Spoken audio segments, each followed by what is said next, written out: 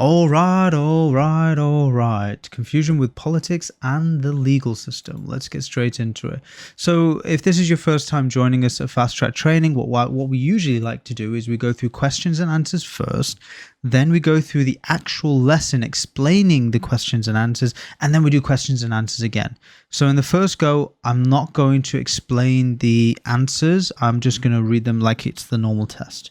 Then the second time, I'm going to underline the key things that you need to learn for the exam. So without further ado, let's get straight into it. In the 1830s and 1840s, a group called the Chartists campaigned for reform. Which change did they not campaign for? For equal representation in Parliament, for every woman to have the vote, for all men to have the vote. So let me read this properly. In 1830s and 40s, a group called the Chartists campaigned. What did they not campaign for? Oh yeah, definitely didn't campaign for women to have the vote. The easiest way to remember this, guys... Oh, I'm not allowed to tell you this yet. I'm supposed to wait. Okay, never mind. Don't listen to me. I'll tell you the easiest way to remember it later. When did women get the vote at the same age as men? 1928, 1945, 1977. The correct answer here is 1928. I'm not going to tell you guys. Why is the British Constitution described as unwritten? Never had a revolution, which led permanently to a totally new system of government. The British Constitution is only a set of oral traditions passed down through generations. It is not written down in a single document, but is made up of statutes, conventions, and judicial decisions. The correct answer is, it is not written down in a single document, but is made up of statutes, conventions, and judicial decisions. I'll explain what the words mean at the end, in the middle at the end. So stay tuned to the very end and I'll show you exactly how to answer all this. The UK has which type of monarchy, king or queen? Elective monarchy, constitutional monarchy, absolute monarchy. The correct answer here is constitutional monarchy. So the UK has which type of monarchy? King or queen? Constitutional. What is the national anthem of the UK? God save the king or queen.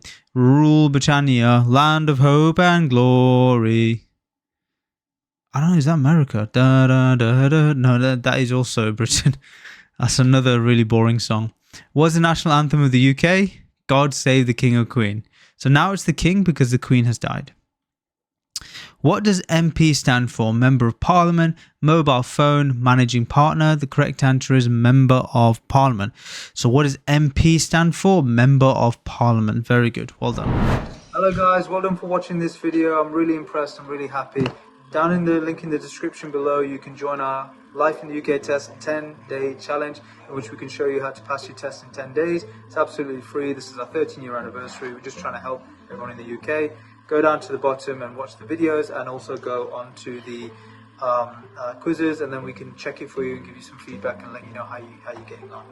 In the meantime, I just want to let our wonderful student know what the results are. Hello? Hello, Evelyn. Are you alright? Yeah, I'm alright, you? I'm good, I'm good. Evelyn, you've passed your test. Congratulations. Thank you. What about Edward? Edward has also passed his test. Your husband's passed as well.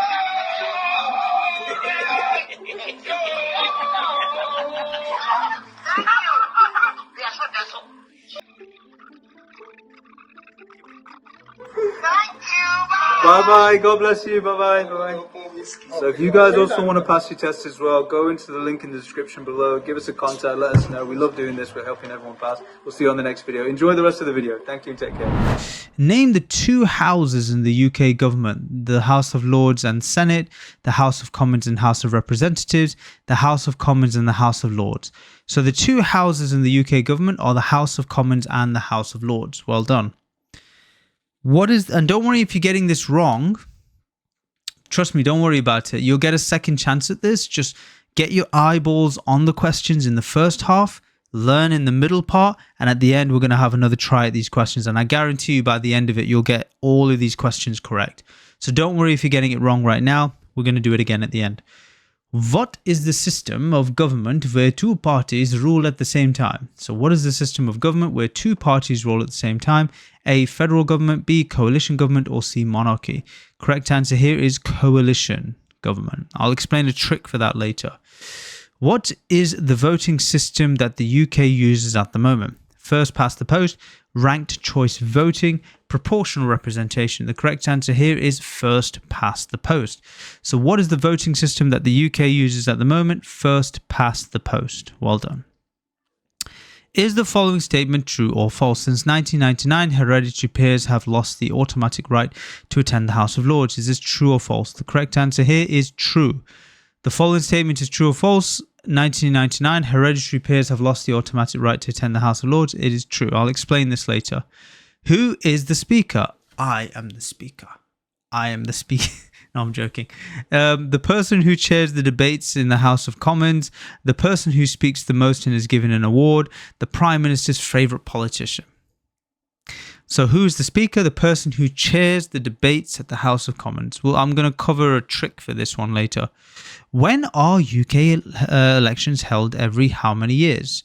3 years, 5 years, or 10 years? The correct answer is 5 years. So when are UK elections held every 5 years? It's 5 years. Basically, I think the wording of the question is interesting, but UK elections are held every 5 years.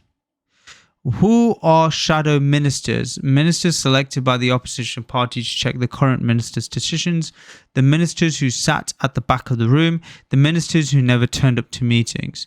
The correct answer is the ministers selected by the opposition party to check the current minister's decisions. So shadow ministers are ministers selected by the opposition party to check the current minister's decisions. Well done. What are the Hansard proceedings? Full official reports on the debates of Parliament, the reports of war, the reports of the Prime Minister's personal life. The correct answer is full official reports on the debates of Parliament. So the Hansard proceedings are full official reports on the debates of Parliament. Is the following statement true or false? Members of the armed forces, civil servants and people found guilty of certain criminal offence are allowed to run for Parliament. True or false? The correct answer here is false. Well done. Criminal law relates to carrying a weapon, speaking to others, helping others. The correct answer here is carrying a weapon. So criminal law relates to carrying a weapon. Well done. Civil law is used to settle disputes between individuals or groups. Consumer rights, employment law, debt, or all of the above. The correct answer here is all of the above. So civil law is used to settle disputes between individuals or groups. It's pretty much consumer rights, employment law, and debt. Civil is between people, but I'll explain that later properly. If you think someone is trying to persuade you to join an extremist or terrorist cause, what should you do? You should notify your local police force. You should notify your local fire station. You should notify your local army base. The correct answer here is local police force. So notify your police. Very good. Is the following statement true or false? The money raised from national insurance is used to pay for state benefits and services such as state retirement pensions and the NHS. True or false? The correct answer here is true. So the money raised from national insurance is used to pay for state benefits and services such as the state retirement pension and the NHS. That is true. How old do you have to be before you can drive a car? 16 years old, 17 years old, 24 years old. The correct answer here is 17 years old. Well done. Good job. How old do you have to be before you can ride a moped? 16 years old, 18 years old, 19 years old. The correct answer here is 16 years old. Mopeds. Oh, I was going to explain it again. No, stop it. Stop it. Don't explain until the end properly. This is like the real test. I cannot give you the answers. I can read the answers, but I can't explain it to you yet. I'll explain it later. How old do you have to be before you can become a school governor?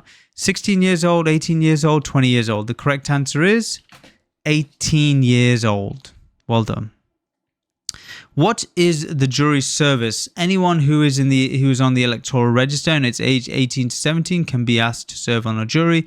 It's local community service picking up rubbish. Correct answer is anyone on the electoral register can be on the jury service between 18 and 70.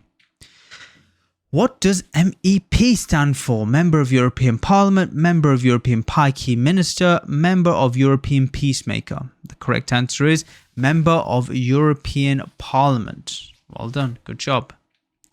What does PM stand for? Prime Minister, Optimus Prime, or Peacemaker? The correct answer is Prime Minister. PM is Prime Minister.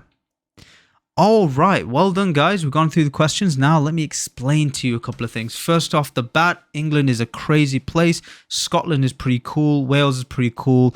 Ireland's pretty cool. But England's so crazy that they split Ireland into two. I am going to explain to you a lot of things, and please, I'm going to separate them into what comes in the test and what doesn't come in the test. So, first thing, 1830s to 1840s, a group called the Chartists campaigned for reform. They wanted 6 changes. For every man to have the vote, for elections every year, for all regions to be equal in the electoral system, and for secret ballots, for any man to be able to stand as an MP, and for MPs to be paid.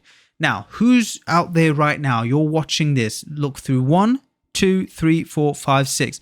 Which one of these did they pick and we have today, and which ones did they not pick? Well, first thing, for every man to have the vote. Yes, notice it does not say woman. So gender equality did not happen in the 1840s and 1830s. It happened in 1928, only when all the men had been killed in war. So ladies and gentlemen, pretty much ladies, if you ever want to get more rights, just kill off all the men straight away. Because obviously there's no way that they can fight with you at that point. So for every man to have the vote was 1840s, but not for every woman to have the vote. Elections every year, no. Elections every 5 years, please. So that was not taken. That was taken. That was not taken. For all regions to be equal in the electoral system, yes, that's true. They used to say that the rich regions, like the city centres and the cities, were worth more, and they had more sway in politics. So the people in the countryside who were poorer didn't get much of a say. And you also had to own a property to be able to vote. If you didn't own a house, you couldn't vote. That comes us to number 5, for any man to stand as MP.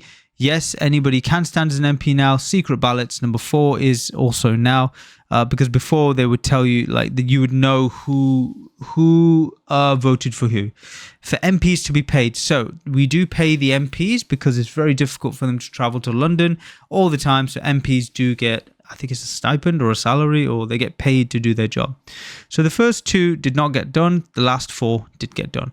Moving swiftly on, the developments gradually changed into men and women getting the vote at certain ages. So 1918, women over 30 can now vote. They still thought that was unfair. 10 years later, Emmeline Pankhurst died in 1928, and then men and women got the vote who were over 21 years old. So it was the same age. And 1969, men and women over the age of 18 can vote. So this was the year of love. Apparently, not a lot happened in terms of war around the world, but I don't believe that. I think 1969. I think like there was war going on. I wasn't born then, so I don't know. However, that being said, 1918, 1920, and 1969. The easiest way to remember that is World War I was 1914 to 1918. World War II was 1939 to 1945. And so at the end of the war, all the men died. So the women had to inherit the properties, and they had to inherit the debt and all sorts of things that the men had left behind. And they weren't allowed to vote, so they needed to get the vote. 1928, they got the vote the same age as men because Emmeline Pankhurst died that same year as she was campaigning. 1969 was a year of liberalisation, the swinging 60s, and women and men got the vote at the age of 18. Let's move on. British Constitution, which the only thing you need to know about the British Constitution is that it's unwritten. Unwritten I've highlighted for you because all the rest of this doesn't actually matter. The reason why it's unwritten specifically is because Britain has never had a revolution. So the British Constitution is not written down in any singular document, and therefore it is described as unwritten. This is mainly because the UK, unlike America or France, has never had a revolution which led permanently to a totally new system of government, meaning that in America, they had the American Revolution, and then they drew up the Bill of Rights. You know, all men have the right to bear arms. Cool. Yeah, get weaponry. And you know, if you change that, it's unconstitutional, you being an un-American. In the French, it was the French Revolution, of course, in which they killed a lot of people. Call this revolution, violent revolution. And then they rewrote the Bill of Rights, so they had a written one. The last time the England was conquered was in 1066, so they did not rewrite the Bill of Rights, and it's it's unwritten. That's the main answer, guys. So unwritten. Why? Because it's never had a revolution, and the British Constitution. So 1, 2, and 3. That's the main way of doing this question. So Britain has a constitutional monarchy, which monarchy means the king or queen. Constitutional means that, hey, we're going to ask the king and queen, their opinion, but they're not allowed to tell us what to do because we are a government and the government decides what to do. The government is selected by the people. So the king and queen does not rule the country, but appoints the government, which the people have chosen in a democratic election. The monarch, or the king or queen, has regular meetings with the prime minister and can advise, warn, and encourage, but the prime minister and the cabinet decide on government politics. So this is where you start to see people writing about the relationship between the king and queen and the current prime minister. So, for example, Queen Elizabeth II saw many prime ministers, and the one she didn't like the most was Margaret Thatcher. And when Margaret Thatcher came, the queen would sit in her house with all the windows open and wear all of her fur. And Margaret Thatcher would come in and she'd be cold and she sat down. She'd be like, trying to get through her notes, and she'd be freezing, and she'd be like, and like, can you close one of the windows? And the Queen would be like, I'd rather like it chilly. She didn't have the evil laugh, but internally she had that evil laugh. She was sitting there with a corgis like a James Bond villain, like, ha ha ha ha. Right, okay. Queen Elizabeth II has reigned since her father died in 1952. So 1952 to 2012, she has the Diamond Jubilee. Diamonds are the Queen's best friend. However, the Queen has died now, and the son Charles is now the King. So any question to do with the Queen has now been removed from the Life in the UK test until the new book comes out. The book, remember guys, the book itself is still in the version of 2015. 2015 was when it was updated. I think I started teaching it in I started teaching it around about 2015 as well. I think it was I started teaching it in 2015. No, I started teaching in 2013, 2014, and then they changed the book. What year are we in? Doesn't matter. It's not in the test. The Queen opens the new parliamentary session each year, giving the speech summarising the government's policies for the year ahead. So the King or the Queen, doesn't matter. Same person. What they do is they invite the people from the House of Commons into the House of Lords, and they say, we are now going to sit down and talk about the things we're going to do. Austerity. It's always about austerity, and I find that very, very interesting that the woman or the man sitting adorned in gold, jewels, and diamonds is telling us to be cut back on things that we need in our family. And so you have this sort of speech that outlines what's going to happen. And the reason why the Queen cannot go into the House of Commons is because a long time ago, I think it was King Charles I, went into Parliament to arrest the politicians that he did not like, and from there the politicians have passed a bill that said that the Queen is never allowed to step foot in the House of Commons. So instead, the Queen or the King invites the House of Commons people, the politicians, to the House of Lords and gives a speech there, and the people go back. It's very ceremonial, very boring, and it's just the way politics is. The national anthem: God save our gracious Queen, God save our gracious Queen, God save the Queen. Cha la la la la la la la la la la la la la la la la la la la. It's now the King. So new citizens swear and affirm loyalty to the King, or not the Queen anymore, but the King, as part of the citizenship ceremony. Remember, guys, you do not have to do that. You have to, when you guys become British, which will probably be this year, very closely you're going to be British. The way it goes is you pass your Life in the UK test, you pass your B1 test, you send off your application to the Home Office. And remember, guys, if you need any help with the application process, you can always contact us and we'll refer you on to some really good people. My dad and my sister do the immigration applications as well. So if you get that application, comes back to you, and they have a letter that says, congratulations, you are now a British citizen. Here's your letter of confirmation. If you want to go pick up your certificate, you can come to the local, what do they call it? You can come to the local council building for your citizen ceremony, like your event where you go and you take pictures with people, and there's a picture of the Queen and there's the Lord Mayor and whatnot. So there you have two choices. You can either like put your hand over your heart and sing the national anthem and read a statement that says, "I swear fealty to the Queen or the King," but you don't have to do that. You can instead say, "I affirm to be a British citizen or a citizen of the United Kingdom." And in my opinion, most people will do affirmation of allegiance rather than oath of allegiance, and that's the difference there. But this is not going to be on the test as much. The only thing that's going to be on the test is the national anthem, "God Save the Queen" or the King, and they probably will cut this question out because the Queen has died. So actually, this entire PowerPoint slide is probably useless to you because it's not going to come in your test. But I wanted you to know these things, what you're actually going to do when you're British. Okay, so the UK is divided into parliamentary constituencies. Voters in each constituency elect their Member of Parliament, MP, Member of Parliament, in a general election held every 5 years. Now, this is the one that from 2015, you'll probably see this in the book. This is the one where the Conservative Party won the election under David Cameron. This was David Cameron's election. As you can see, Scotland had a lot of Liberal Democrats. The blue represents the Conservative Party and pockets of Labour in the north, and Green Party, I believe Green Party in Northern Ireland. As a result, and I think Labour was in inner city London, very interesting, Lib Dems had quite a lot going on at the time, and therefore they were able to get the coalition government. This is a zoomed in map of Greater London. The West Midlands is here. So I think this is Liverpool.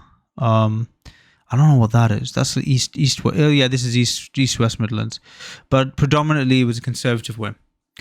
That being said, the book has not been updated since 2015, so you won't get that sort of question, but this question you will get. All of the elected MPs form the House of Commons. So these are the elected MPs. Their seats are green. The other House of Lords, the seats are red. And remember, guys, from the very first lesson, I was telling you about Big Ben. Big Ben, look for HP source, Houses of Parliament. Big Ben is the bell inside. And remember, Big Ben did have a sex change.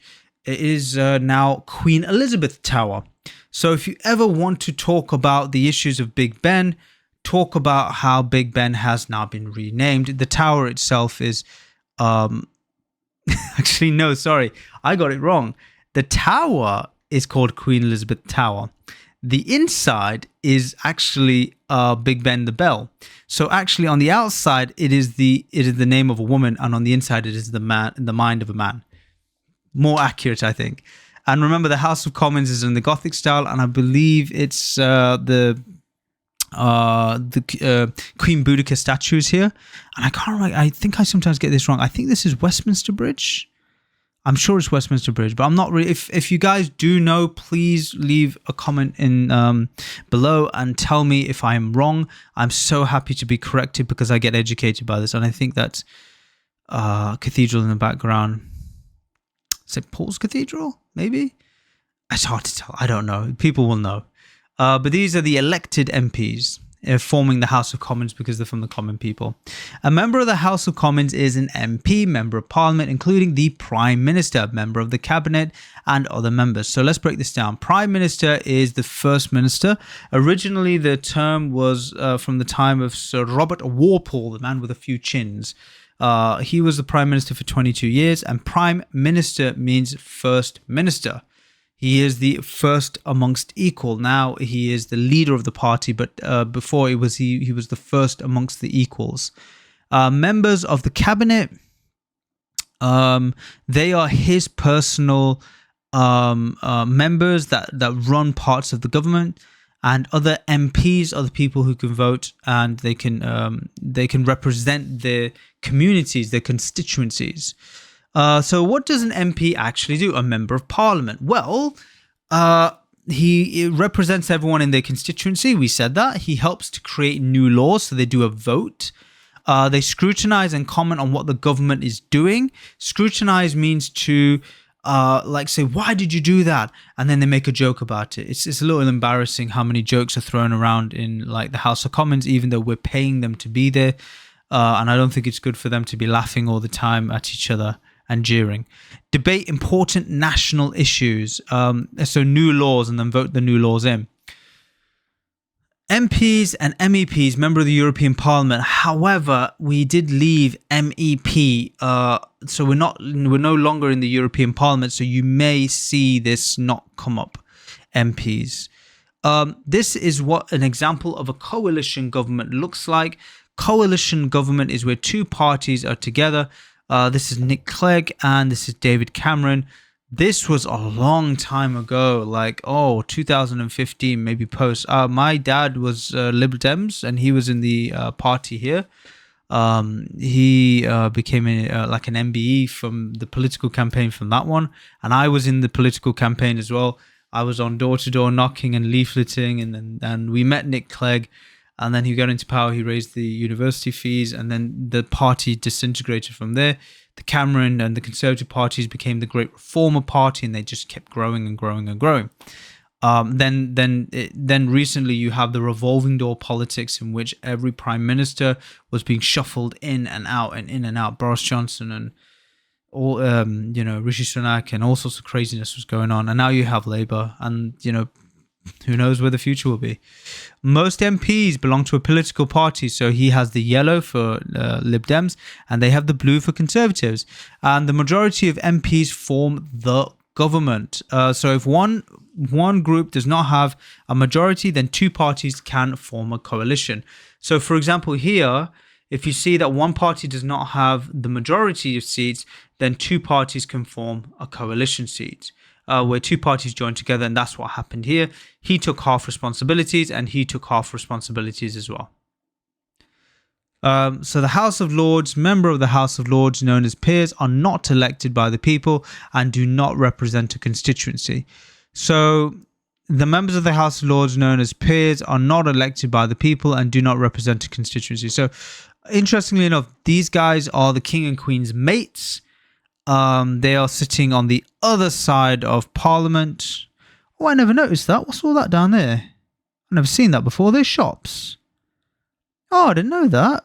If anyone knows what that is, can you please let me know? That might be where all the politicians go to have sandwiches, I think. I'm not sure what that is. That's pretty cool. If anyone knows, do let me know in the comments below. I'm very interested because I've never seen this angle of Parliament. It's usually further down near the bridge, but hey, it looks like tuck shops or like food places or dry cleaners or something, where all the politicians get together and talk about what they've been up to. Okay, so here is the House of Lords. You can see it's red, and the seats I think are red as well. And this is where the Queen sits to deliver the statement for the year. They're called peers, and they're peers. Some of them are hereditary. Peers are like, hereditary peers is like when you become a lord or a noble. So for example, if you became Lord Mohammed, or you became Baron Adebokel, Baron Adebayo, for example, or you became Lord Mohammed, your children would become lords and ladies as well, and they would inherit the title once you died.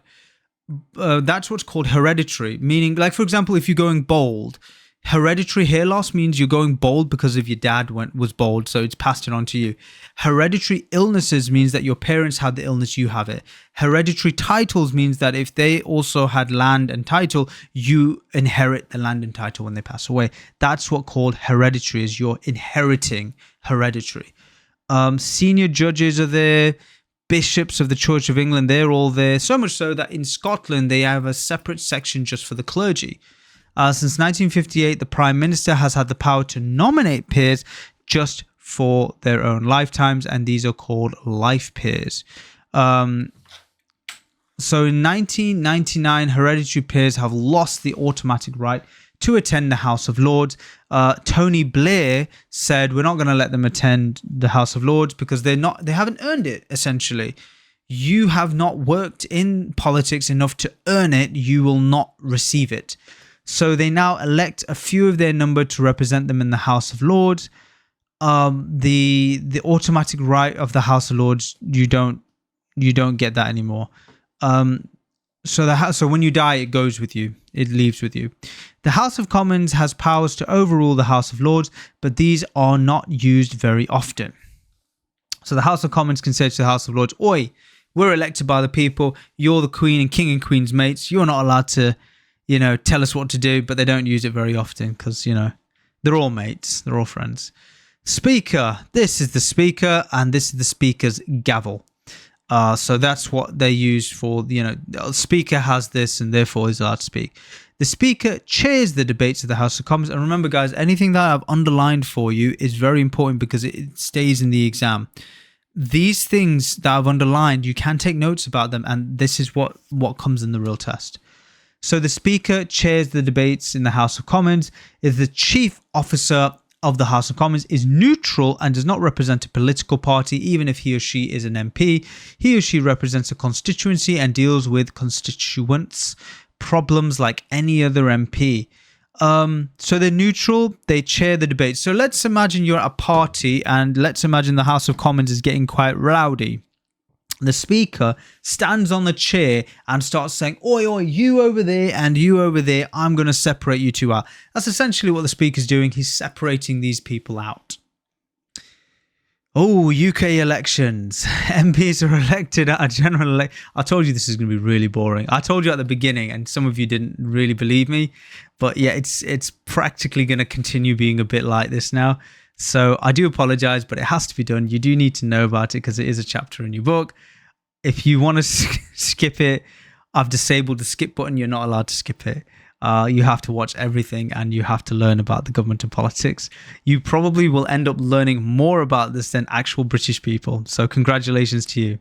It is a bittersweet victory. UK elections. MPs are elected at a general election held at least every 5 years. By-elections is if an MP, Member of Parliament, dies or resigns and a fresh election will be held in his or her constituency. So when a person dies or resigns, you say bye-bye, goodbye. That's called a by-election. Bye-bye, goodbye. First past the post, like a horse race. The first horse's nose to pass the post. MPs are elected through a system called, in each constitution, the candidate who gets the most votes are elected through a system called this. This is first past the post, like a horse who passed the post. They get the majority of the shares of the vote. They get the majority of the power.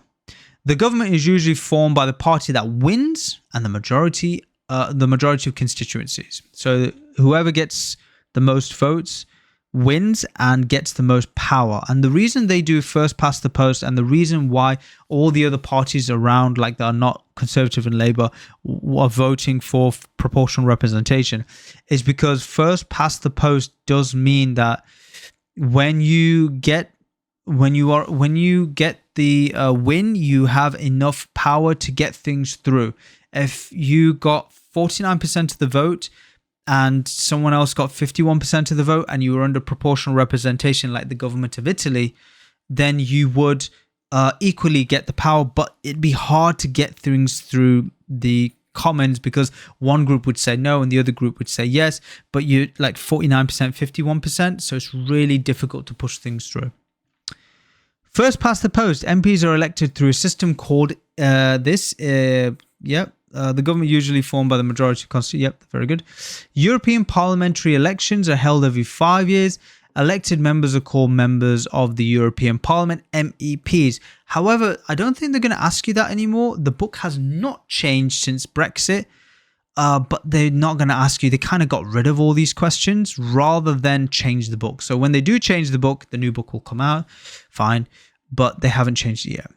Use of proportional representation system where seats are allocated to each party in proportion to the total number of votes it has won. So this, I actually just explained this, 51% to 49%. That's what this is. So contact elected members. You can get contact details for all your representatives and their parties from your local library and from www.parliament.uk. I was playing around with this just earlier. I clicked on it and I kind of went down a rabbit hole looking at all the different people who voted for the Iraq war. Like I can search and I can look, and I'm just trying to like figure out like, okay, so these are the guys that were doing this, and I can look at different votes. It's actually very good, the data that they've organized in this way. So if you are interested, www.parliament.uk, have a look. It is very interesting to see what your politicians are voting for and what they're up to, and, you know, what are their contributions. The government, the Prime Minister, the first amongst equal, is the leader of the political party in power, and usually the person with the best hair, apparently. Usually that's how they win. They get really nice haircuts and then they win. He appoints, I'm joking, that's not in the test. He appoints the cabinet members and controls many important public appointments. Besides 10 Downing Street, he has a country house he or she has a country house outside London called Chequers. Funny that I should say that is in the test, and I apologize to you guys that I'm having to teach you about the Prime Minister's country house. It's called Chequers. It's either named after the dog or a board game. I'm not sure which one. 10 Downing Street was donated by someone way back when to be the Prime Minister's house. So there you go. That's the history of 10 Downing Street.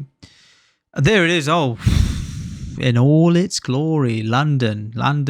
Prime Minister's office, 10 Downing Street. It's all there. Yeah, pretty much. That's 10 Downing Street. Let's keep going. Prime Minister appoints about 20 senior MPs to become ministers in charge of departments. These ministers form the cabinet and includes the Chancellor of the Exchequer, the guy who counts the money, the Home Secretary, the guy who's in charge of deporting people, and also the prisons. And police force, they cover quite a lot, and the Foreign Secretary, the person who's in charge for tearing apart the Middle East. However, and all the more important things in terms of keeping relationships with other countries. The Home Secretary, interestingly enough, I had a theory about this, and this is not in your test, I'm just explaining. The Home Secretary probably should be separated from looking after foreign nationals. And the reason for this is the Home Secretary has a lot of responsibilities, such as policing, housing, crime, prisons, and for immigration. I think immigration should have a separate secretary, a separate cabinet member, because they're using a lot of police force on foreign nationals, because the Home Secretary has a lot of police and foreign police force at their disposal. So I think that they're taking a very hard line against foreign nationals, whereas it should be more of a nurturing line to bring people into the fold, get them involved in the community and the culture, and make them involve them and nurture them as an asset rather than as a liability. But that's just my opinion. I haven't really shared that with anyone, but I'm sharing it with you. So if you like that idea, put it in the comments below. This isn't political, but these are the three things inside your exam. Who are the cabinet members? The Chancellor of the Exchequer, the guy who counts the money. Home Secretary, the guy who, who is in charge of the policing and the immigration. Foreign Secretary, the person in charge of foreign policy in the United Kingdom. They usually sit around this lovely table, which looks like a poker table. And I think that's Kerry, Vice President Kerry, and David Cameron. And Vice President Kerry to Obama, I think it was, back in the day. Cool, all right. Chancellor of the Exchequer, responsible for the economy. So the person who, counts all the money. Home Secretary, responsible for crime, policing, and immigration. So yes, that's where the Home Secretary sits. That's their office. Foreign Secretary, responsible for managing relationships with foreign countries. That's where they sit. Yep. Oh, it's outside of the Cenotaph. I did not know that. That was outside of the Cenotaph. I have learned something today. That's really cool. The opposition party is the second largest party in the House of Commons. The opposition leader leads his party, in his or her party, in pointing out what they see as the government's failures and weakness. So imagine your shadow is telling you, hey, you know what? Maybe you shouldn't have done that. Or, hey, you know what? Give me the evidence as to why you made that decision. So their job is to shadow the current ministers and hold them accountable. It's a very good idea, I think. And the leader of the opposition also appoints senior opposition MPs to be shadow ministers, and they form the shadow cabinet, which is actually, the more I say shadow ministers and shadow cabinet, the cooler it sounds, but it's not that cool. It does sound cool, but it's not as cool as you think. To me, it sounds like ministers who wait in the shadows around the corner from when the real ministers come out, and they jump out and go booga booga booga. But it's not like that. It's just they're basically every time a decision is made by the ministers, the shadow ministers come out and they scrutinize the decision. And that word scrutinize is used in the exam. Scrutinize means to check, to make sure that you are checking what they are doing. They are not ninjas. Although in my mind, shadow ministers are ninjas. Civil servants support the government in developing and implementing its policies. This is a civil service. Now, in the exam, I put Nottingham because that's where I live. This is where I live. So shout out to Robin Hood City, the original outlaws. We take from the rich, but we haven't gotten around to giving to the poor yet. We're halfway to Robin Hood. Civil servants are appointed on merit. So they are not, like in Pakistan, for example, civil servants are appointed on nepotism based on family members rather than their CV. In other countries, it can be like that. And there is nepotism in Britain, but not in the civil servants. I think they're very good at looking at a CV. They're chosen on merit. But in the real exam, they'll say how a civil servant is appointed. They're appointed on merit. And people can apply and join the civil service through an application process like other jobs in the United Kingdom. Very good. Okay, local government. Another question that comes up quite a bit is how are cities and towns governed? They're governed by local authorities. They're not governed by a mayor or a governor, which is like what they used to do back in the day. They used to send a ship to a colony, and it was the governor on the ship, and the governor would be like, I'm going to govern this place. I'm not the governor. Town, all right, governor. Towns, cities, and rural areas. Rural areas mean the countryside in the UK are governed by democratically elected councils. Councils are called local authorities. For example, in Nottingham, there is a council of Labour people. And the councillors, you've got to be a bit careful with councillors because some councillors can't read and write English. So for you guys, if you ever decide to get into politics, always make sure that you do the right thing for the city, not the short-term thing, but the long-term thing. Long-term things are like the overall growth, so that when you leave it in a better position. However, some councillors like to treat it like it's their own personal clubhouse, and they'll do nepotism in there. So nepotism really just means it's who you're bringing them in so you can work with them. But you should be appointing people on merit and have this sort of vision. That's not in the test. This is in the test. UK are governed by democratically elected councils and local authorities. Local authorities are funded by money from the central government and by local taxes. And I know what you guys are thinking, like, why is Rahil, the teacher, being quite political in this one? Well, it's because the PowerPoint slides are politics. And so I've been involved in politics since I was 12. So I by default I have to give my opinion because everyone, like, I've been in general elections like my whole life with my family.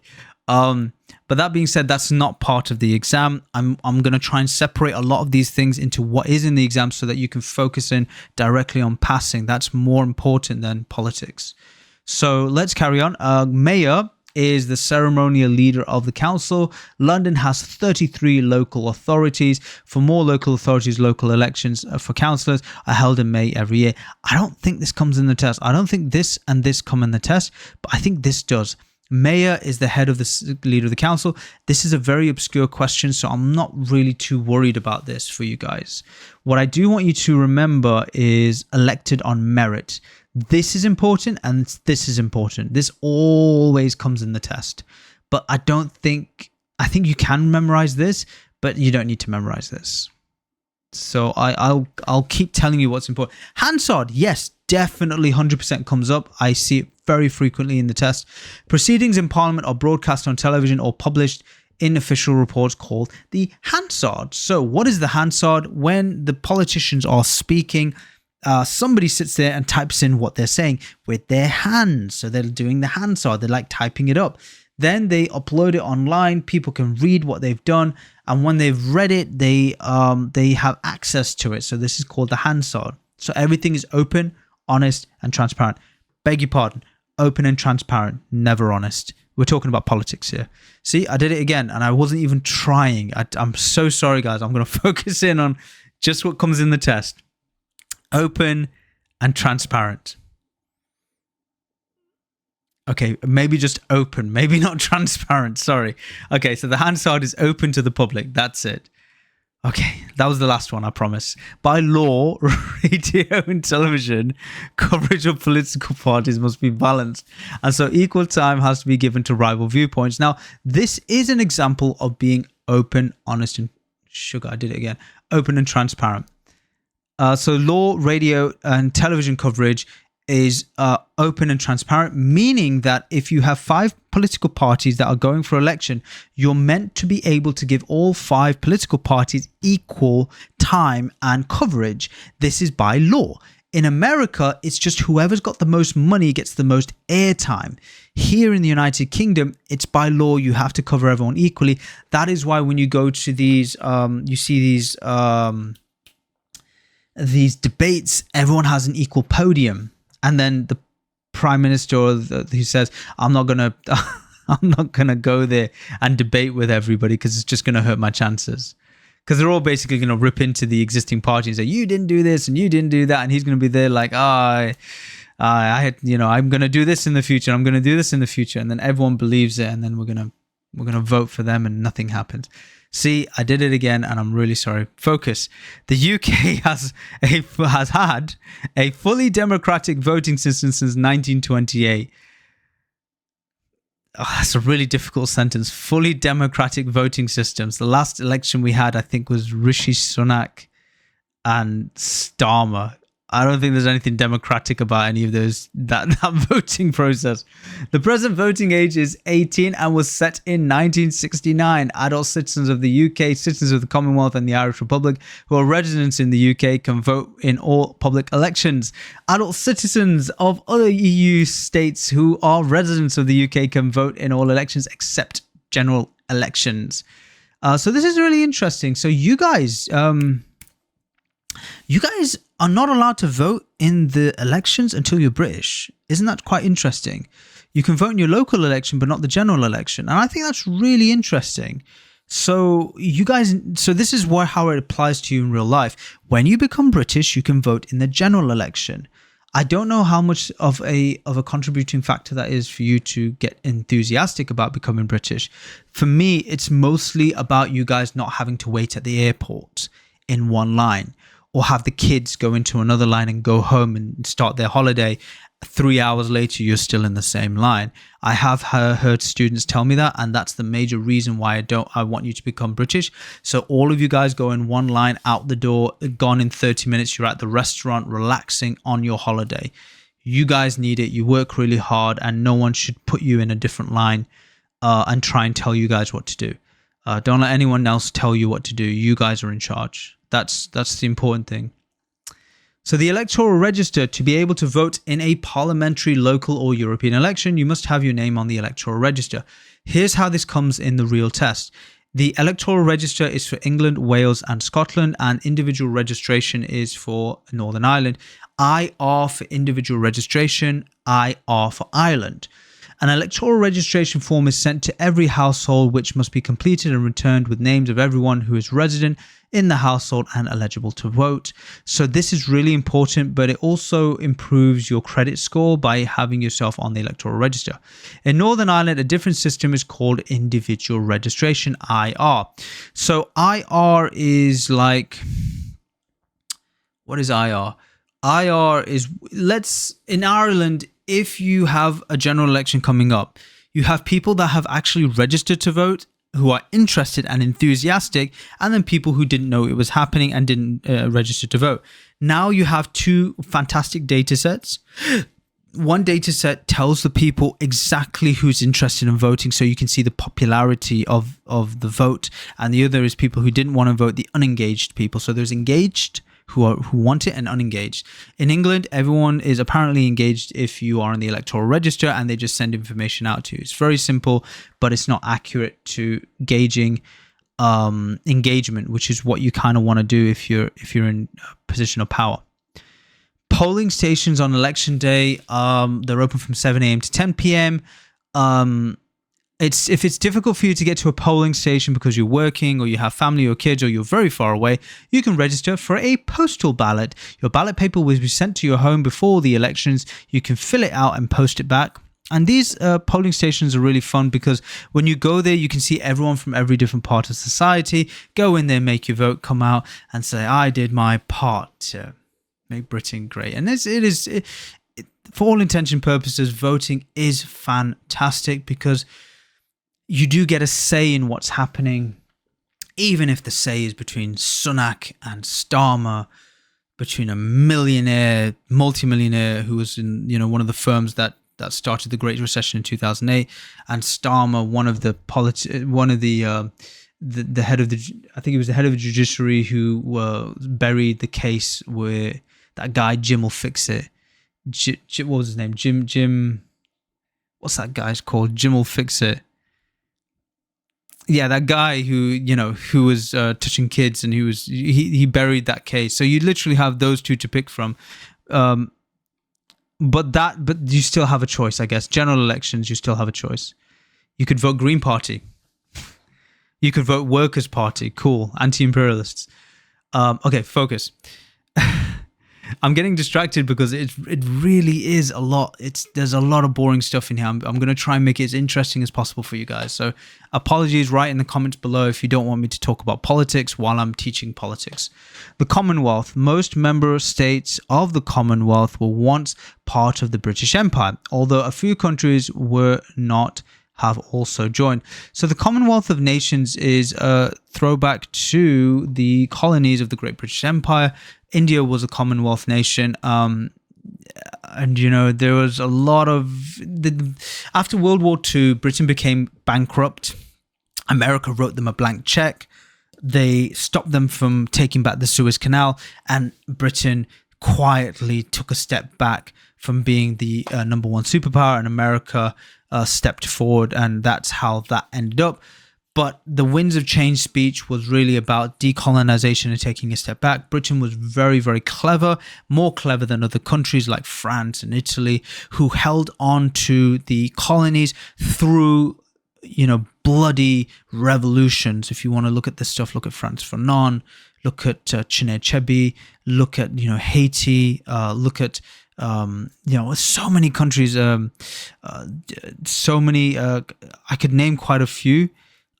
Chad, there's so many countries, I can't name them off the top of my head, but what essentially happened was these Commonwealth countries, some wanted to leave and make their own, like you're seeing right now, more of the countries are doing it, and some countries are saying, you know what, no, we're going to stick around with you. So when you stick around, you're part of the Commonwealth of Nations, you're under the protection of the King and Queen, and the ceremony ahead of the Commonwealth, which currently has 54 member states. And for them, they're not powerful enough to be able to stand on their own. So they're very happy to stand with the King or Queen. And the membership is voluntary. So what comes in the real exam? What is the Commonwealth? They're part of the King and Queen. They're not part of the United Kingdom. That's one of the things that they say. These are countries that are not part of the UK, but they are part of the Commonwealth. Now, the Council of Europe has 47 member countries, including the UK, United Kingdom. It is responsible for the protection and promotion of human rights.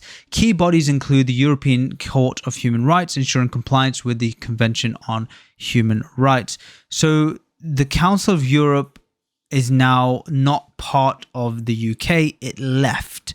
We had Brexit. So this PowerPoint slide is no longer relevant, but remember, your book is still from 2015. It has not changed. So if your book has not changed, then this is what you're going to get.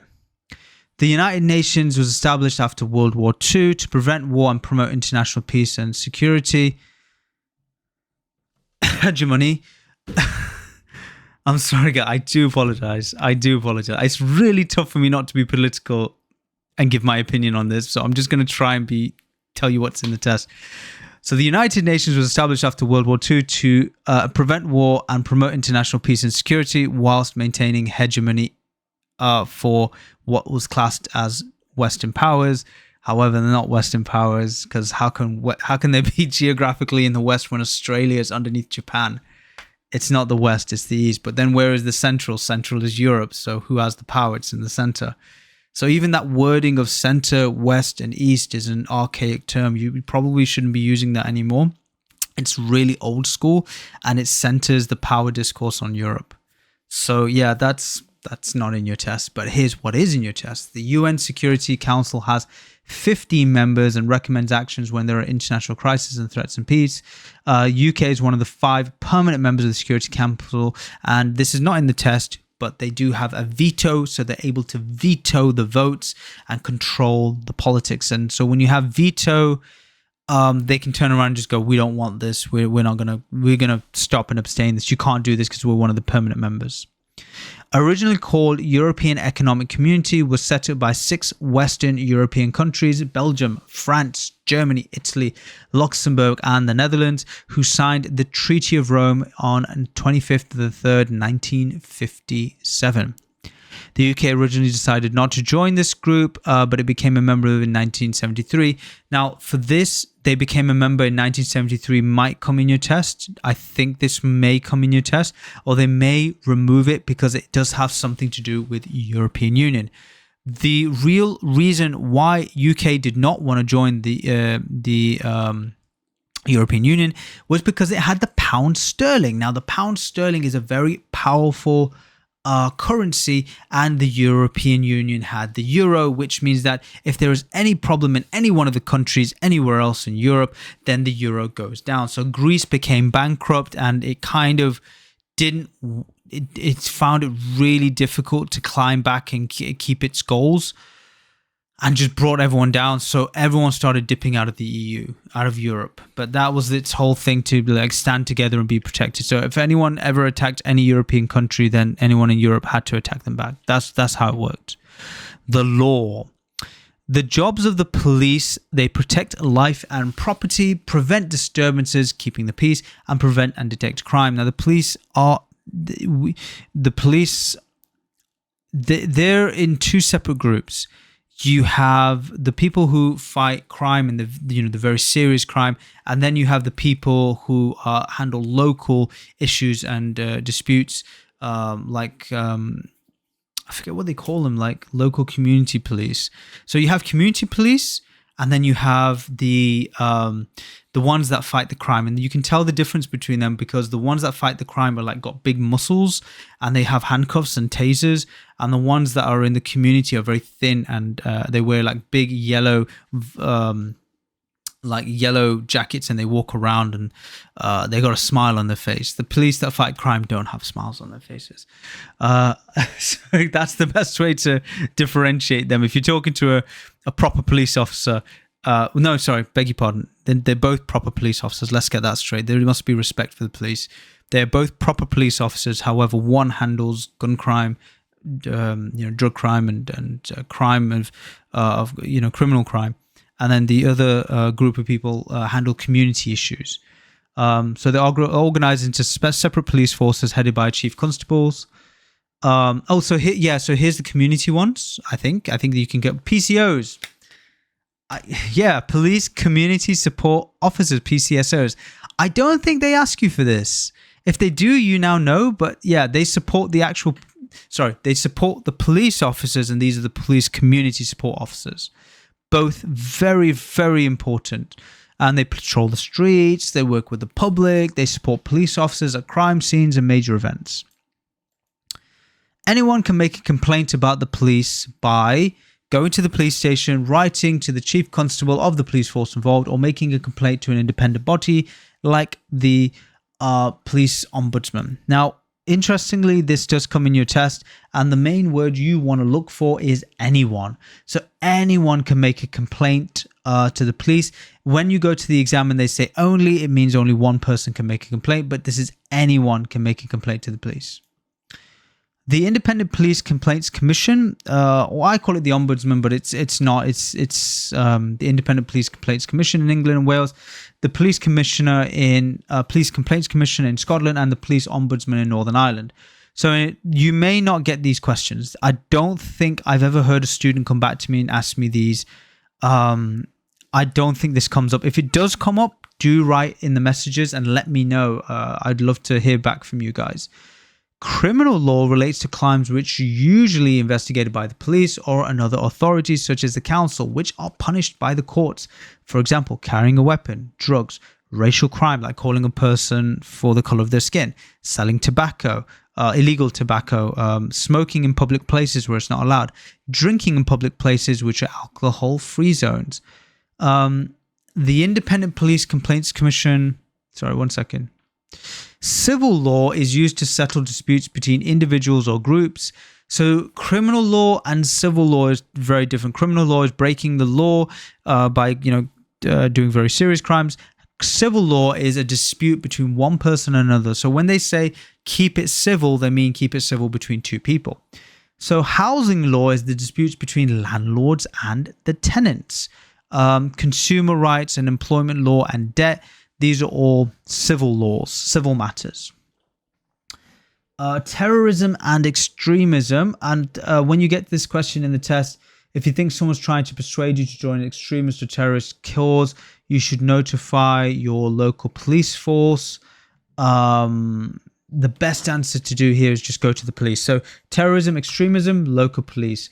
So if you ever think, you suspect someone is a terrorist, even this word is an interesting word, terrorist and extreme.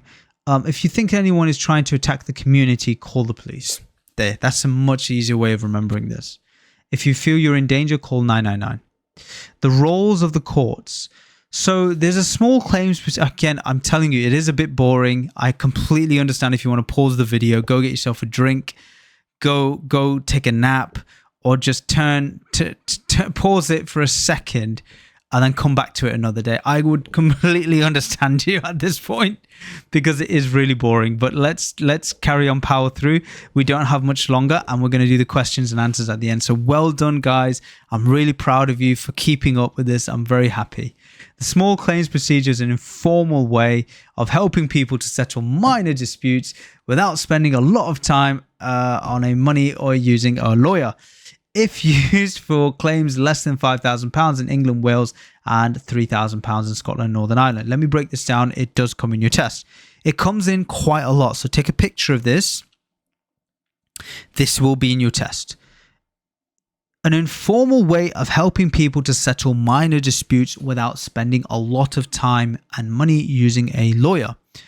That small claims procedure is essentially you and a judge and the person coming and sitting down and talking about it. So, for example, if you're a painter decorator and you are working with a client and you paint their house and you charge them £4,000 and they decide not to pay you, you would spend a lot more money going to court to get your money back. So you go to small claims procedure, and in small claims procedure, you can go and sit down with the person and they have to turn up to court in order to answer for what they've done. In Scotland and Northern Ireland, it's £3,000, and for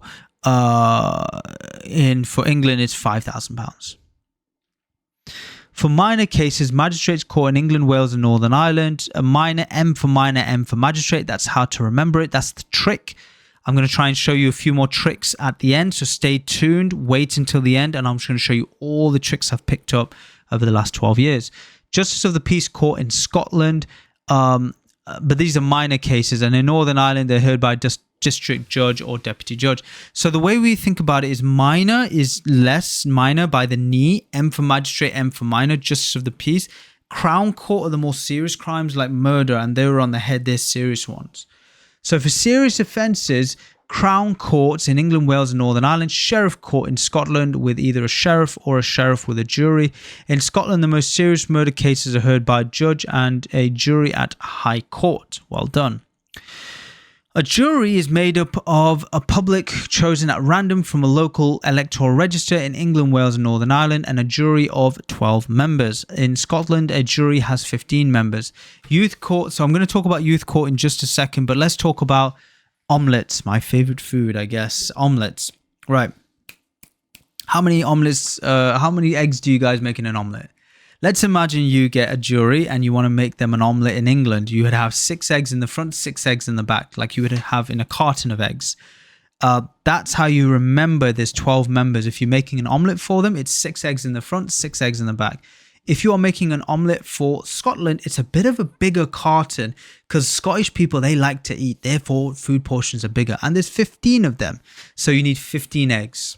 Youth court cases in England, Wales and Northern Ireland is for people aged 10 to 17, but also for them it's 3 specially trained magistrates who have to protect the children from being mentally damaged by the court the case, and they can't be asked questions which may seem quite distressing to them, and their identity is not shown in the newspapers or the TV. So the judges, who are altogether called the judiciary is responsible for interpreting the law and ensuring that trials are conducted fairly. The government cannot interfere with this. This is the judiciary. Civil courts are also called county courts. They deal with a wide range of civil disputes. In Scotland, most disputes are dealt with a sheriff court. More serious cases are dealt with in High Court in England, Wales and Northern Ireland. In Scotland, they are dealt with in the Court of the Session in Edinburgh. I don't think we've ever really covered this in the real exam. I don't think this comes up as much. But if it did come up in your exam, comment, tell me about it, educate me. I'm very happy to learn from you guys. Because you guys go for the tests. I just want to know what you're seeing in the test. It may help other students. So let us know. We can help everyone like this by just writing down, hey, this question came up. I ask all my students, but I don't put it up online. I put it up in the training course. So if you want to see all the questions that are actually from the test, that's usually in the training course that I give to students. But solicitors are trained lawyers who give advice on legal matters, take action for their clients and represent their clients in court. It is important to find out which aspects of law a solicitor specializes in and check if they have the right expertise to help you with the cases. Right. Now, this is really important, guys. Solicitors are very, very, very good, but you need to make sure that if you take your case to an immigration advisor, make sure that they've done the cases before, because I have a lot of people coming back to me saying, I need a life in the UK test in a week because my solicitor submitted my application and they didn't know that I needed a life in the UK test or a B1 test. We do get it done in a week. We specialize in getting it done in 24 hours, but definitely let us know. We have immigration advisors as well. My dad and my sister do the application cases, and you can talk to them and they will guide you. But also you have good solicitors in your local community as well, but just make sure that they know about the Life in the UK and B1 test. We'll be reaching out to them as well in the future to help them and support them. Very good.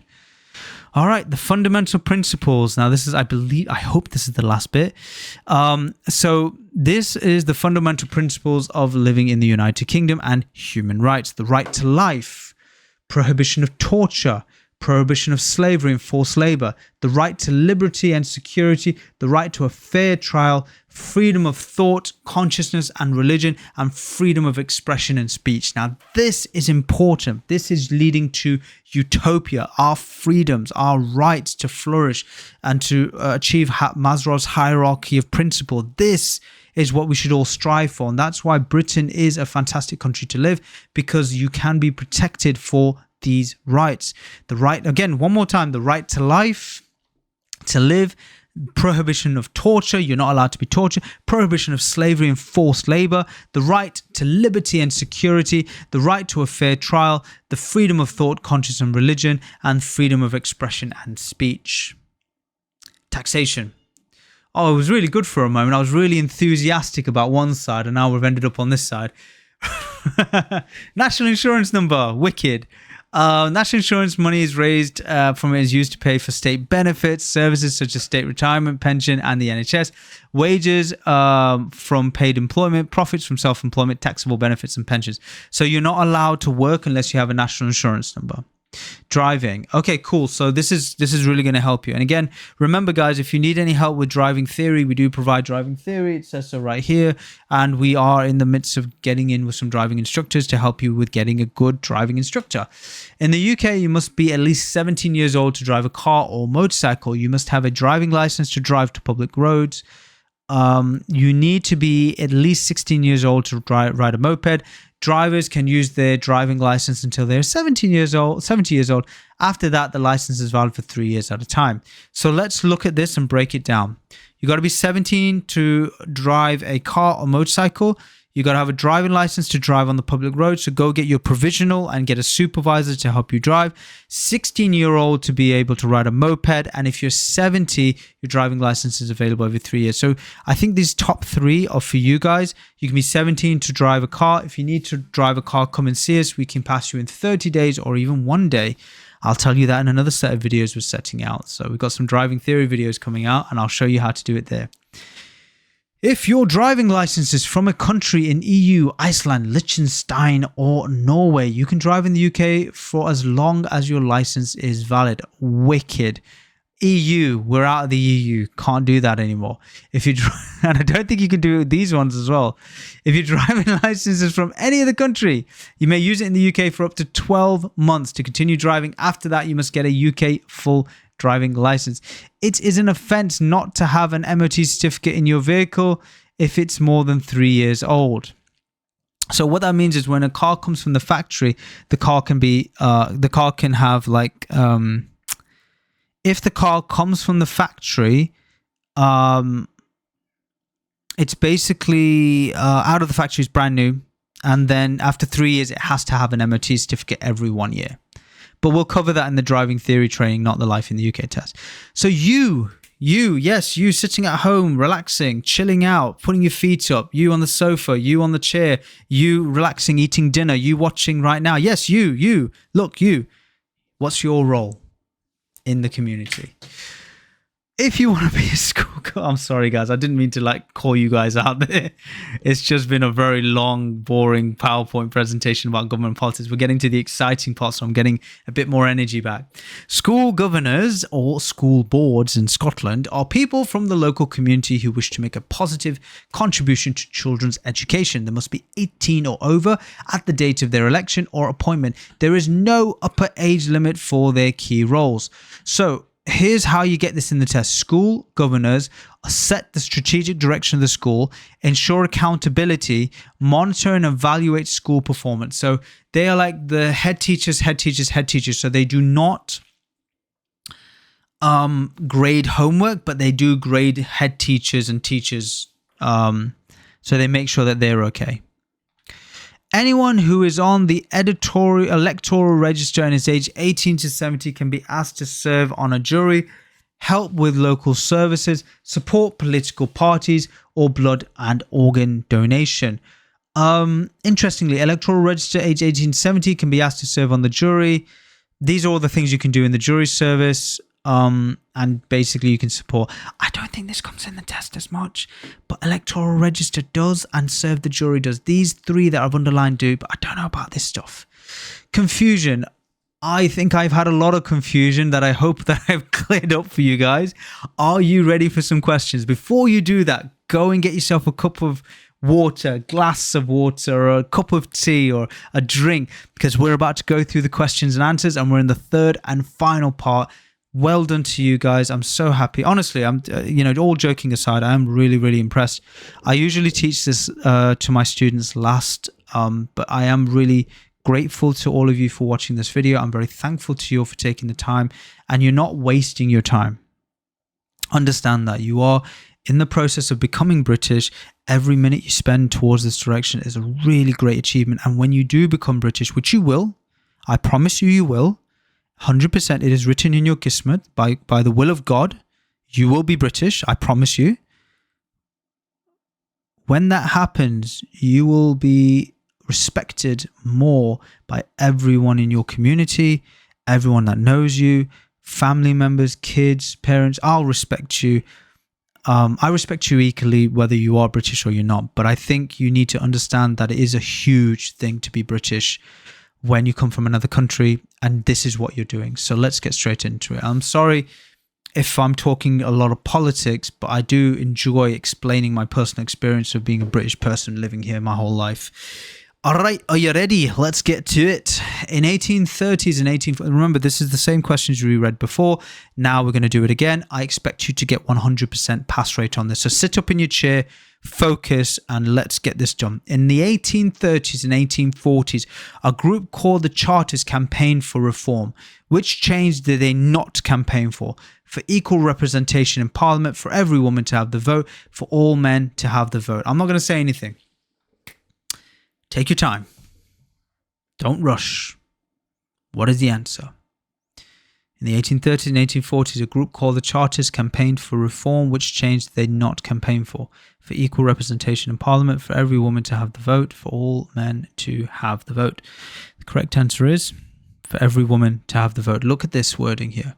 The Chartists did not campaign for every woman to have the vote. I'm going to explain in Urdu and in English for you guys. Chartists did not vote for women to have the vote. औरत सिर्फ 1928 में vote कर सकते हैं, इससे पहले वो नहीं कर सकते.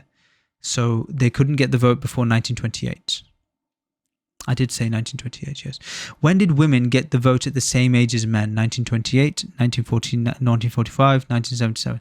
Sorry, the first vote was 1918. My mistake. Don't listen to your teacher. When did women get the vote at the same age as men? 1928, 1945, 1977. Come on, guys, you can do this. Come on, you can do this. Come on. 1928. They got it at the age of... Can you say it? Shout it. What age did they get the vote at 1928? They got the age of 21. And who else died in that same year? The leader of the suffragettes, Emmeline Pankhurst. Who was the leader of the suffragettes? Emmeline Pankhurst. Why were they suffering? Because their pancreas hurts. That's why they were suffering. There were women who suffered because their pancreas hurts and they needed the vote so they could remove their pancreas. Cool? Any way you can remember it, please leave it in the comments below, and we can all benefit by having these really funny, cool things that we can remember it by. Question number 3. Why is the British Constitution described as unwritten? Never had a revolution which led permanently to a totally new system of government. The British Constitution is only a set of oral traditions passed down through generations. It is not written down in a single document, but is made up of statutes, conventions, and judicial decisions. The correct answer is, it is not written down in a single document, but is made up of statutes, conventions, and judicial decisions. Meaning there was never any single revolution that and it was never written down. That's why it was unwritten, not written down. No single document, unwritten. The UK has which type of monarchy, king or queen? Elective monarchy, constitutional monarchy, absolute monarchy. The correct answer here is constitutional monarchy. So the UK has which type of monarchy, king or queen? Constitutional monarchy. Meaning that the king and queen can advise, but they are not allowed to make decisions. The constitution is the voting by the common people of the electorate for the people that represent them, the MPs, and they do the decision making. What is the national anthem of the UK? God save the king or queen, rule Britannia, land of hope and glory. What is the national anthem of the UK? God save the king or queen, rule Britannia, land of hope and glory. The correct answer is, ladies and gentlemen, sing it out. Yes, I nobody's singing because it's so boring. It's God save the king or queen. How does it go? God save the queen. I can say it the way they taught us as kids. God save the queen. Long live the queen. Yeah, whatever. Cool. Okay. What does MP stand for? Member of Parliament, mobile phone, managing partner. Correct answer is Member of Parliament. MP, Member of Parliament. MP, Member of Parliament. Name the two houses in the UK government: the House of Lords and Senate, the House of Commons and the House of Representatives, the House of Commons and the House of Lords. The correct answer is House of Commons and the House of Lords. So we are the Commons. The common people vote for the people in the positions of power. The House of Lords are picked by the King or Queen. What is a system of government where two parties rule at the same time? Federal government, coalition government, monarchy. I'm going to let you do this. And remember, guys, you can always pause the video if you want me to go slower. I have heard that I talk quite quickly. So I do apologize. If I talked slower, it'd be a 2-hour video instead of a 1-hour one. But thank you for listening. What is the system of government where two parties rule at the same time? Federal government, coalition government, or monarchy? It is actually a coalition government. Coalition, meaning there are two people. So, there are two people in this coalition government. Two parties.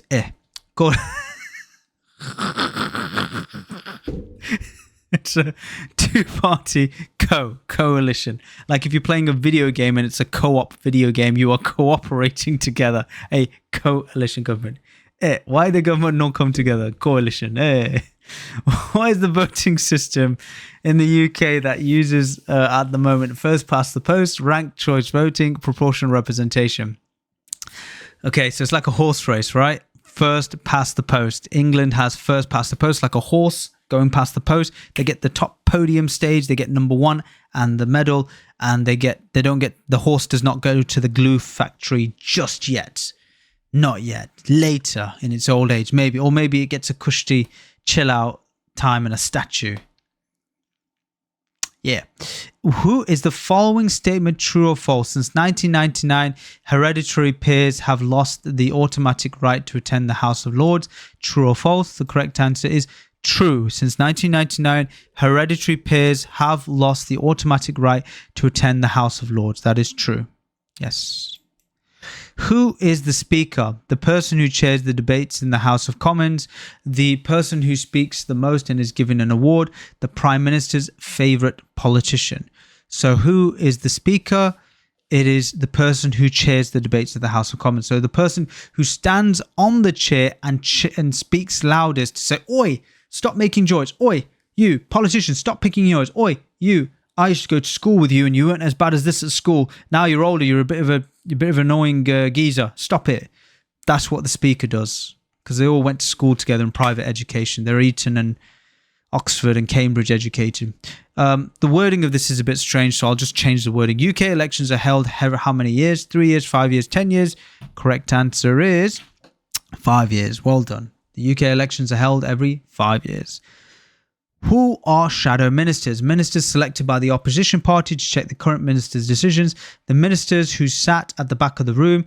The ministers who never turned up to meetings. The correct answer is ministers who check the current minister's decisions. So they are the shadow ministers. Very good. What are the Hansard proceedings? Full official reports on the debates of Parliament, the reports of war, reports of the Prime Minister's personal life. The correct answer here is full official reports of the debates of Parliament, because they're writing it with their hands. Keep it up, guys. Well done. I'm so impressed. Is the following statement true or false? True and false questions are the most hardest. Members of the armed forces, civil servants, and people found guilty of a certain criminal offences are allowed to run for Parliament. True or false? That is false. If you are caught doing like a criminal offence, you are not allowed to run for Parliament.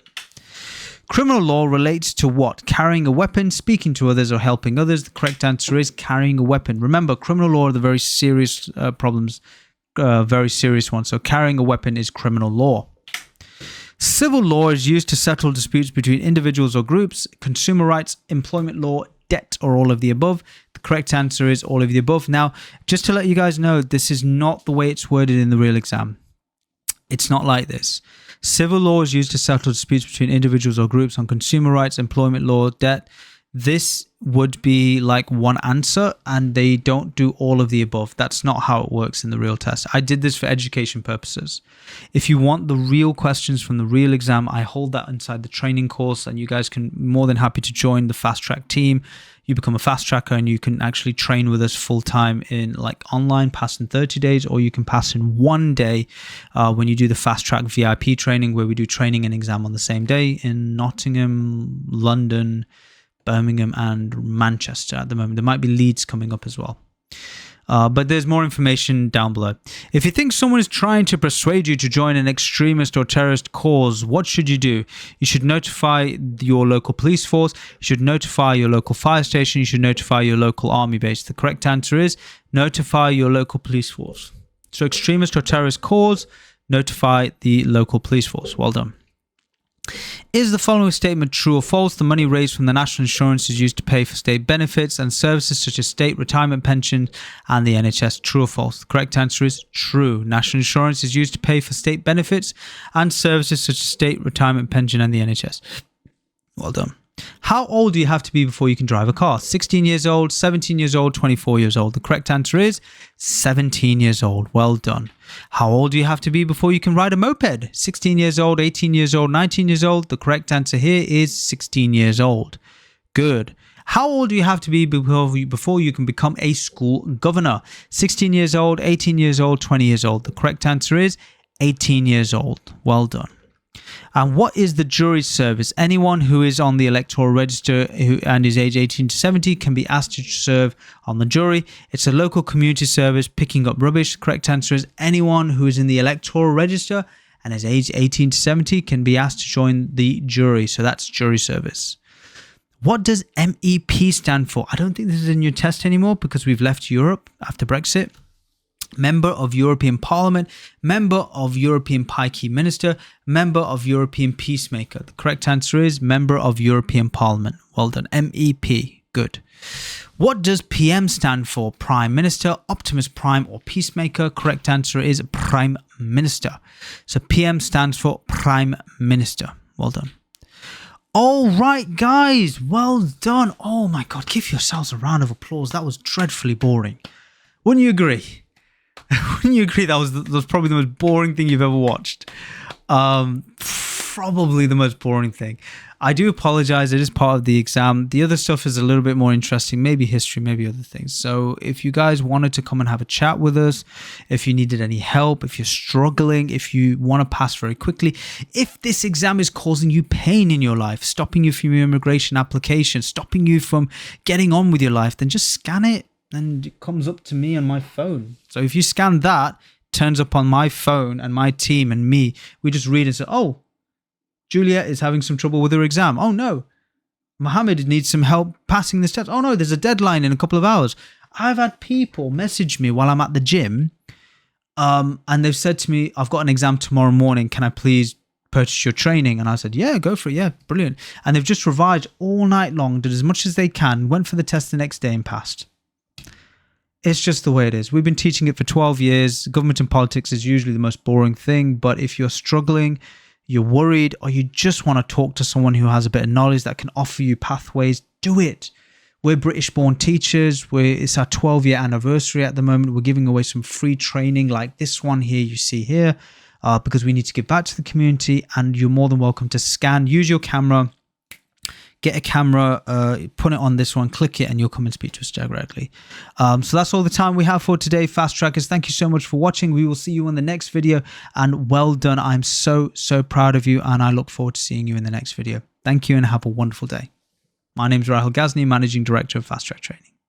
Take care, Fast Trackers.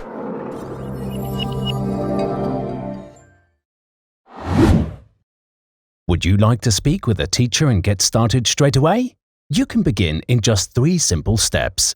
Step 1. Visit our website by clicking the link below. Step 2. Fill out our inquiry form with your details, and we will contact you back shortly. If you would like to speak with us straight away, then click the WhatsApp Now button and message us today. Step 3. If you are ready to start learning, then click on the course you would like. Once you have filled in your payment details, Click Purchase and you will have access to your course. And remember, you don't have to pay all at once. You can pay in 2 or 3 small parts if you want. You can use Klarna or ClearPay to do this. To use Klarna for your purchase, just follow these simple steps.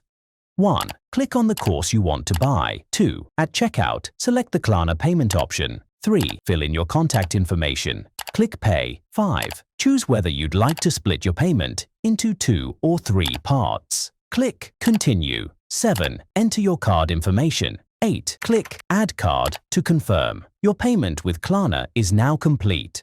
Klarna will remind you when it's time to pay the next installment. To use ClearPay for your purchase, just follow these simple steps. 1. Click on the course you'd like to purchase. 2. Find the ClearPay box and click Learn More. Read the details carefully. ClearPay splits your total into 4 equal payments. 3. Enter your basic information to continue. 4. Provide any required details to create your ClearPay account. Click Continue. 6. Provide any required details to create your ClearPay account. 7. Click Continue once again. You're all set with ClearPay. Enter your card information. Pay one part now and the remaining every 2 weeks. It's that easy. A teacher will contact you back within 24 hours to speak with you about your training. It's as simple as that. To request more information, leave a comment below and we will get back to you as soon as possible. Secure your future today with fast-track training. Worldwide learning and tuition.